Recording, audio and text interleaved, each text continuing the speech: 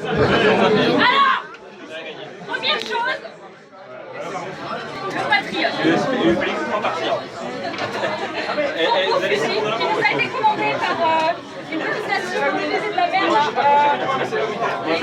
les États quelque chose, je sais plus quoi, les États-Unis d'Amérique, un truc comme ça. Ouais, ça avait jamais marché. Ils ont commandé un petit fusil qu'on appelle le patriote, qui sert, alors c'est très dangereux, ça sert à faire la confusion sur le champ de bataille, ça crée des clones de Sarah-Palin. Redoutable, attention, le seul problème c'est que ça surchauffe, forcément Sarah-Palin, on l'a réglé un petit peu, maintenant ça fait des clones de Sarah-Palin. La funky, c'est plus poilu, il y a la bouillette, le maillot, tout. Bon par contre faites gaffe, si vous prenez des tonnes d'os dans la rue, c'est normal, tout va bien. Ça rigole, ça chante et tout, c'est sympa.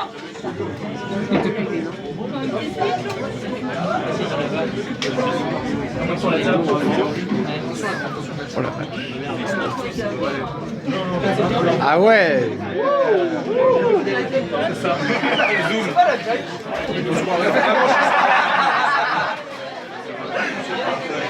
Le matador, 1m30 de puissance au plasma. Mesdames et messieurs, c'est pour la chasse à la photo. Petit animal vicieux et rapide. Avec comme ça, on est sûr de choper. Pas pratique pour la chasse et pour le beau-frère qui vous fait chier. Ouais, tu sais pas viser, machin. Appelez mon frère. Super pratique. Avec ça, pour la photo, vous savez que vous avez emprunté à des plumes. Super bien.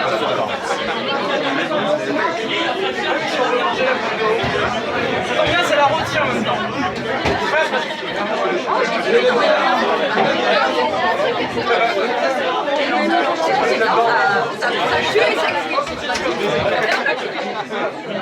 Celui-là aussi, je l'aime bien.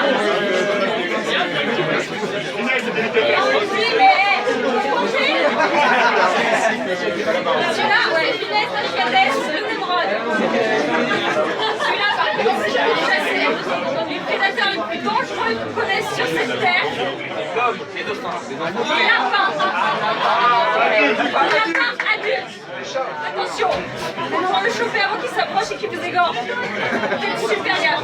Ça, c'est super bien, ça vitrifie tout. Avec ça, vous chopez le lapin, vous chopez le terrier, vous chopez la colline, vous chopez le hobbit qui est à côté. Super pratique, ça vitrifie tout. Vous n'avez rien, que du sable. Je l'adore. Ça marche aussi pour les hobbits. Ouais, voilà, c'est pour le super lapin, un super lapin et tout. Tu reviendras me voir, hein. Ah non, par contre pour la coule d'eau, on a ça pour la coule d'eau. Pour les autres, On regarde le travail et donc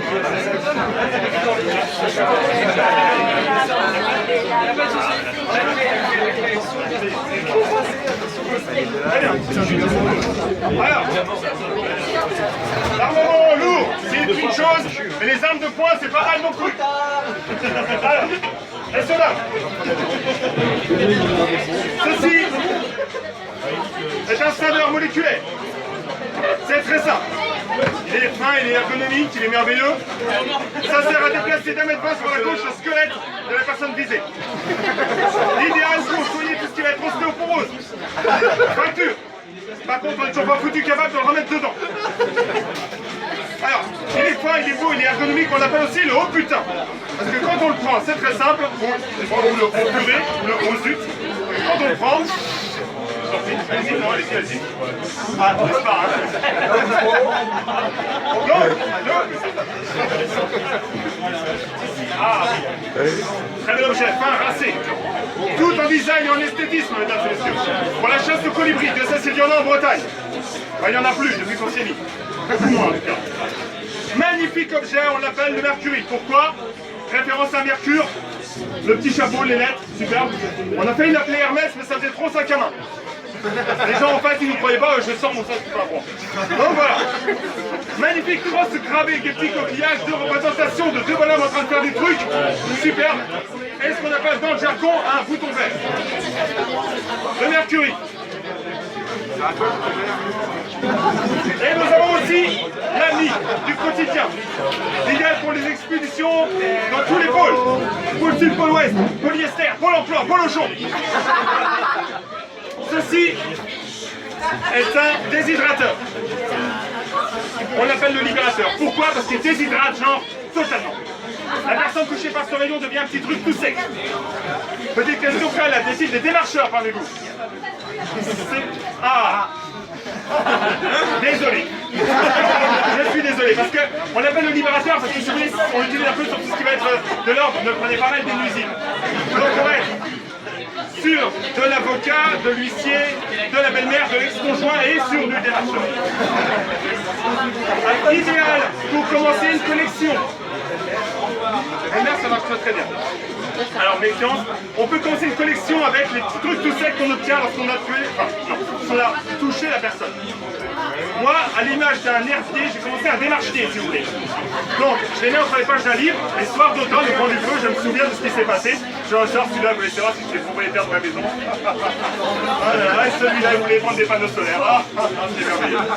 N'oubliez pas que la personne visée reste comestible. Ce midi, on s'est fait un avocat vinaigrette, c'est pas dégueu, on est dans la sauce. Tout ce qui est belle-mère et huissier, c'est trop sec. Caler les meubles. On ne les mange pas, c'est pas bien. Donc, ceci, le déshydrateur. On va faire place maintenant à Monsieur Popo qui va nous montrer les artefacts que nous avons collectés lors de nos aventures. Alors, les artefacts. Alors, on va commencer par l'artefact que nous n'avons pas collecté, mais que nous avons trouvé dans le grenier.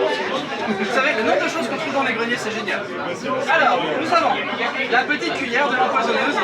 Donc, une petite cuillère, l'héritage qui aura passé soi-disant par la famille Borgia, Hélène Gigado, que c'est de toute façon, on l'a trouvé dans le grenier. Petite cuillère qui grandit à chaque fois, un petit peu à chaque fois qu'elle sert à préparer un poison.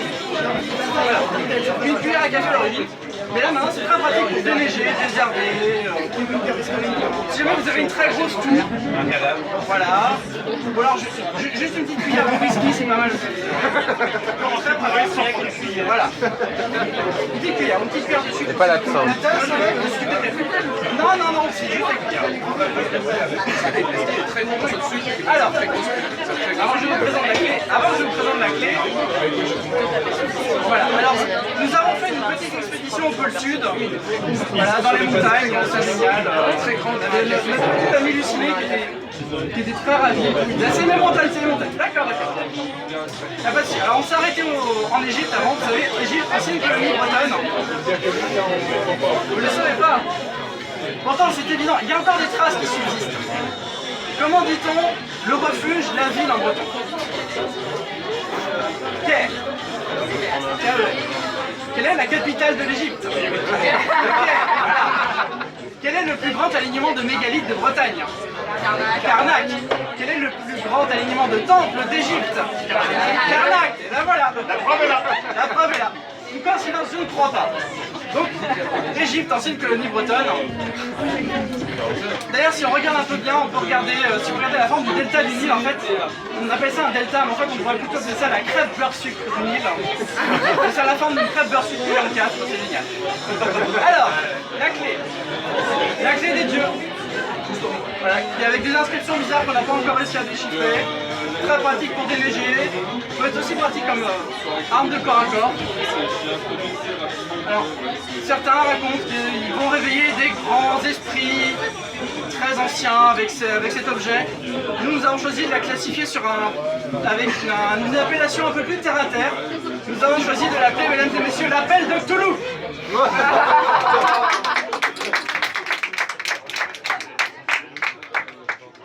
Très bien, nous allons revenir au fiche de poste.